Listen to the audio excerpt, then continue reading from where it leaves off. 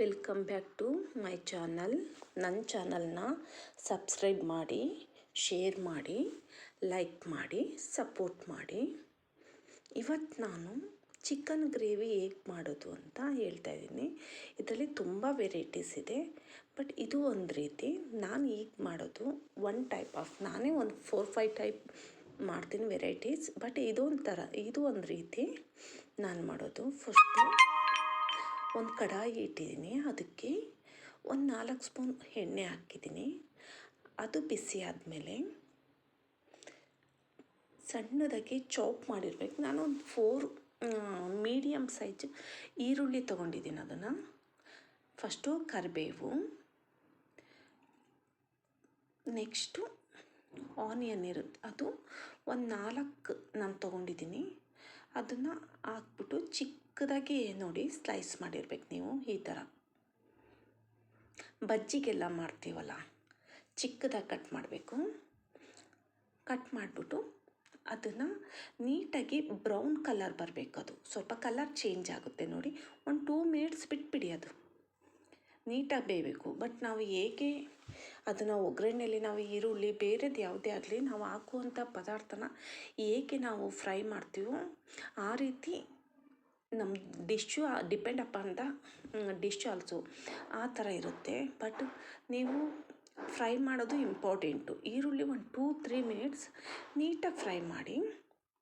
ಒಂದು 4 ಹಸಿರು ಮೆಣಸಿನ್ಕಾಯಿ, ಗ್ರೀನ್ ಚಿಲ್ಲಿ ಇರುತ್ತಲ್ಲ, ಅದು 2 ಸ್ಲೈಸ್ ಮಾಡಿ ಹಾಕಿದ್ದೀನಿ. ಅದು ನಿಮ್ಮ ಚಾಯ್ಸ್, ನೀವು ಬೇಕು ಅಂದರೆ ಹಾಕಿ, ಇಲ್ಲಾಂದರೆ ಬೇಡ.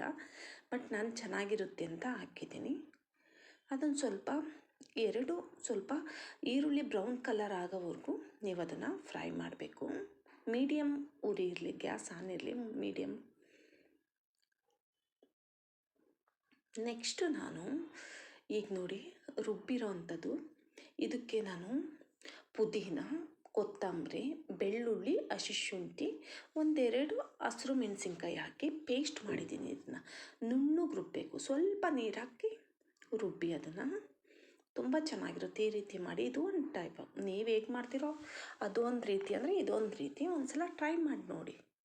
ಇದು ಹಸಿ ಸ್ಮೆಲ್ ಹೋಗೋವರೆಗೂ ನೀವು ಸ್ವಲ್ಪ ಫ್ರೈ ಮಾಡಿ ಎಣ್ಣೆಯಲ್ಲಿ. ನಾವು ಹೇಗೆ ಫ್ರೈ ಮಾಡ್ತೀವೋ ಆ ರೀತಿ ಚಿಕನ್ ಗ್ರೇವಿ ತುಂಬ ಚೆನ್ನಾಗಿ ಬರುತ್ತೆ. ಹಸಿ ಸ್ಮೆಲ್ ಹೋಗಬೇಕು. ನಾವೇನೇ ಹಾಕಿದ್ರು ಇಂಗ್ರೀಡಿಯೆಂಟ್ಸ್, ಅದ್ರ ಸ್ಮೆಲ್ ನಮಗೆ ಚೇಂಜ್ ಆಗಬೇಕು. ಆವಾಗಷ್ಟೇ ನೆಕ್ಸ್ಟ್ ಇಂಗ್ರೀಡಿಯೆಂಟ್ಸ್ ಆ್ಯಡ್ ಮಾಡ್ತಾ ಹೋಗಬೇಕು. ನೆಕ್ಸ್ಟು ನಾನು ಇದು may be 1.5 kg 2 kg I think ಇರ್ಬೋದು. ನನಗೆ kg ಗೊತ್ತಿಲ್ಲ, ಬಟ್ ಮಾಡಿದ್ದೀನಿ ಅಷ್ಟೇ.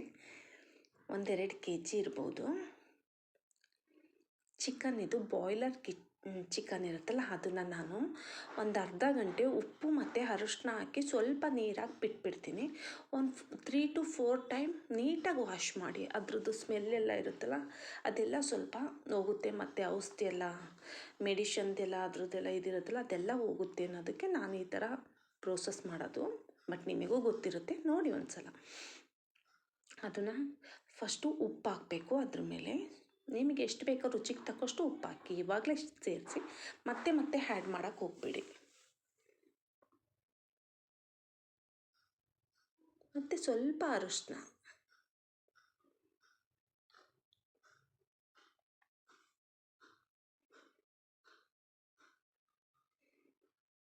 ಒಂದು ಅರ್ಧ ಸ್ಪೂನ್ ಹಾಕಿದ್ದೀನಿ.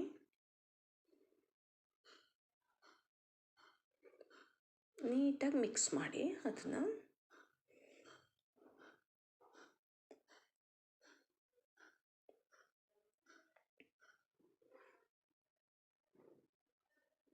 ನಾನು ಅಬ್ಸರ್ವ್ ಮಾಡಿಲ್ಲ, ಅಡ್ಡ ಬಂದಿದೆ ಕೈ, ಅಷ್ಟು ಅಬ್ಸರ್ವ್ ಮಾಡಲಿಲ್ಲ ನಾನು ಮಿಕ್ಸ್ ಮಾಡಬೇಕಾದ್ರೆಲ್ಲ.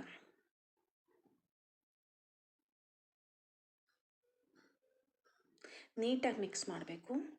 ಮಿಕ್ಸ್ ಮಾಡಿ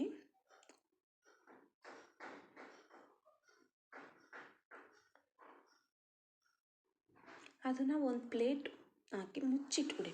ಒಂದು 10 ಮಿನಿಟ್ಸ್ 20 ಮಿನಿಟ್ಸ್ ಹೀಗೆ ಅದು ನೀರು ಬಿಟ್ಟು ಅದು ಡ್ರೈ ಆಗುತ್ತಲ್ಲ, ಅಲ್ಲಿವರೆಗೂ ನೀವು ಹಾಗೆ ಬಿಟ್ಬಿಡಿ. ಅದನ್ನು ಇದರಲ್ಲಿ ಮಾತ್ರ ನೀಟಾಗಿ ಫ್ರೈ ಆಗಬೇಕು. ಒಂದು 20 ಮಿನಿಟ್ಸ್ ಬಿಟ್ಟಿದ್ದೆ ನಾನು ಚಿಕನ್ನ.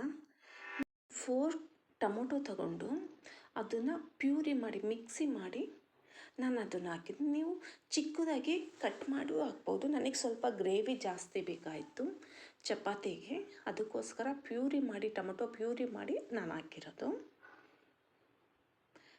ಅದಕ್ಕೆ 1-2 ಸ್ಪೂನ್ ನಾನು ಖಾರದ ಪುಡಿ, 2.5 ಸ್ಪೂನ್ ಹಾಕಿದ್ದೀನಿ ನಾನು ಖಾರದ ಪುಡಿನ 2 kg ಚಿಕನ್ಗೆ.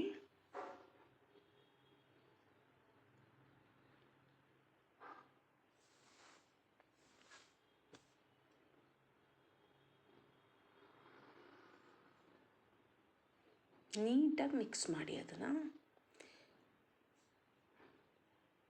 ಪೀಸಸ್ ಏನು ಅದೇನು ಓಪನ್ ಆಗಲ್ಲ, ನೀಟಾಗಿ ಮಿಕ್ಸ್ ಮಾಡಿ. ಈ ರೀತಿ ಮಾಡಿದರೆ ನಿಮಗೆ ಏನು ಇದಾಗಲ್ಲ, ಪ್ರಾಬ್ಲಮ್ ಆಗಲ್ಲ. ನೀಟಾಗಿ ಮಿಕ್ಸ್ ಮಾಡಬೇಕು. ಈಗ ಮಿಕ್ಸ್ ಮಾಡಿ ನಿಮಗೆ ಎಷ್ಟು ಬೇಕು ಅಷ್ಟಕ್ಕೆ ತಕ್ಕಂತೆ ಸ್ವಲ್ಪ ಟೊಮೊಟೊ ಎಲ್ಲ ರುಬ್ಬಿರ್ತೀರಲ್ಲ ಅದಕ್ಕೆ ಸ್ವಲ್ಪ ನೀರಾಕಿ ಮಿಕ್ಸ್ ಮಾಡಿ ಇದಕ್ಕೆ ಆ್ಯಡ್ ಮಾಡಿ. ಚಪಾತಿಗೆಲ್ಲ ತುಂಬ ಚೆನ್ನಾಗಿರುತ್ತೆ ಈ ಗ್ರೇವಿ. ಚಪಾತಿ, ಪೂರಿ, ರೊಟ್ಟಿ ಇದಕ್ಕೆಲ್ಲ ತುಂಬ ಚೆನ್ನಾಗಿರುತ್ತೆ. ಒಂದು ಸಲ ಟ್ರೈ ಮಾಡಿ ನೋಡಿ. ಈಗ ಗರಂ ಮಸಾಲ ಹಾಕ್ತಿದ್ದೀನಿ, 1 ಸ್ಪೂನ್ ಗರಂ ಮಸಾಲ. ಯಾವುದಾದ್ರೂ ನಿಮಗೆ ಇಷ್ಟ ಬಂದಿದ್ದು ಗರಂ ಮಸಾಲ ಆ್ಯಡ್ ಮಾಡಿ.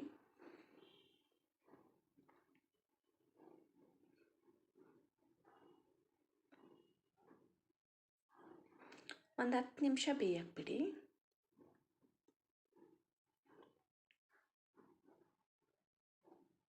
ನಿಮಗೆ ಅದು ಬೆಂದಿದೆ ಅಂತ ಹೇಗೆ ಗೊತ್ತಾಗುತ್ತೆ ಅಂದರೆ ಮೇಲೆ ಬಬಲ್ಸ್ ಬರುತ್ತೆ, ಎಣ್ಣೆ ಬಿಡೋ ರೀತಿ. ಸುತ್ತ ಎಣ್ಣೆ ಬಿಡುತ್ತೆ ನೋಡಿ, ಬಾಣಲಿ ಸುತ್ತ ಬರುತ್ತೆ ನೋಡಿ, ಕಡಾಯಿ ಸುತ್ತ ಎಣ್ಣೆ ಬಿಡೋಕ್ಕೆ ಸ್ಟಾರ್ಟ್ ಆಗುತ್ತೆ. ಆವಾಗ ಆಗಿದೆ ಅಂತ ನೋಡಿ. 1 ಸ್ಪೂನ್ ಚಿಕನ್ ಮಸಾಲ ಯಾವುದಾದ್ರೂ ನೀವು ಆ್ಯಡ್ ಮಾಡಿ,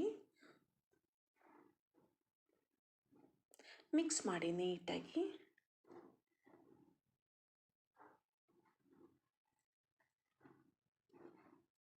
ಒಂದು 5 to 10 ಮಿನಿಟ್ಸ್, ಒಂದು 5 ಮಿನಿಟ್ಸ್ ನೀವು ಬೇಯಿಸಬೇಕು. ತುಂಬ ಚಿಕನ್ ಮಸಾಲ ಹಾಕಿ ಬಾಯ್ಲ್ ಮಾಡೋಕ್ಕೆ ಹೋದರೆ ತಳ ಹಿಡಿಯುತ್ತೆ. ಬೇಯಿಸೋಕ್ಕೆ ಹೋದರೆ ಒಂದು 5 ಮಿನಿಟ್ಸ್ ಬೇಯಿಸಿ. ಅದಕ್ಕೆ ಲಾಸ್ಟಿಗೆ ಕೊತ್ತಂಬರಿನ ಆ್ಯಡ್ ಮಾಡಿ.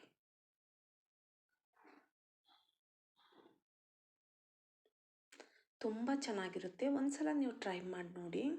ಬಟ್ ಹಸಿ ಸ್ಮೆಲ್ ಬರುತ್ತಲ್ಲ, ಒಂಥರ ಸ್ಮೆಲ್ ಬರುತ್ತೆ ಒಂದೊಂದು ಟೈಮ್ ಚಿಕನ್. ಆ ಥರ ಏನೂ ಆಗಲ್ಲ ಈ ರೀತಿ ಮಾಡಿದರೆ. ಏಕೆಂದರೆ ಫಸ್ಟೇ ನಾವು ಚಿಕನ್ನ ನೀಟಾಗಿ ಫ್ರೈ ಮಾಡಿರ್ತೀವಿ. ಒಂದು 10 to 20 ಮಿನಿಟ್ಸ್ ನೀವು ಫ್ರೈ ಮಾಡಿ.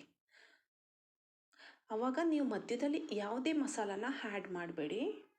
ಚಿಕನ್ ನೀರು ಬಿಟ್ಟು ಅದು ಡ್ರೈ ಆಗಬೇಕು. ಅಲ್ಲಿವರೆಗೂ ನೀಟಾಗಿ ನೀವು ಈ ಪ್ರೋಸೆಸ್ನ ಫಾಲೋ ಮಾಡಿದರೆ ಚಿಕನ್ ಗ್ರೇವಿ ತುಂಬ ಚೆನ್ನಾಗಿ ಬರುತ್ತೆ. ಈ ರೀತಿ ಒಂದು ಸಲ ಟ್ರೈ ಮಾಡಿ, ತುಂಬ ಚೆನ್ನಾಗಿರುತ್ತೆ. ಕಮೆಂಟ್ ಮಾಡಿ ಹೇಳಿ ನೀವು ಹೇಗಿತ್ತು ಅಂತ. ನೋಡಿ ಪೀಸಸ್ ಎಲ್ಲ ಮಧ್ಯದಲ್ಲಿ ಕಟ್ ಆಗೋದು ಆ ಥರದ್ದೇನೂ ಆಗಲ್ಲ ಈ ಪ್ರೋಸೆಸ್ಸಲ್ಲಿ ಮಾಡಿದರೆ. Thank you for watching.